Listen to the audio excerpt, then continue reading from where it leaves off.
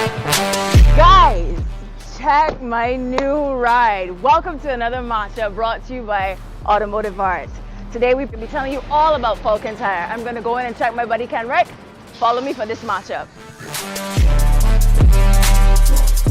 So we just got a taste of the Falken, but we're going to break it down some more. I'm going to throw it to my buddy Kenrick, who's going to tell you all about today's MatchUp. Hi guys, Kenrick here, and today we're going to be talking about the brand new Raceline wheel, model number Evo, 15-inch Sincera Falken SN 832.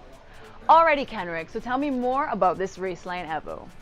So this 15-inch Raceline wheel has 7 spokes, 8 holes, and that means it will fit your Toyota, Suzuki, Nissan, or Mazda.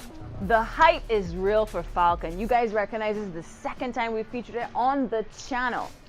Kenrick, do me some justice. Tell me more about this Falken. So this Falken, which is a 195/50/15, has tire wear indicators. What that means is if your tires are going to be wearing, you will be able to see how fast they're wearing.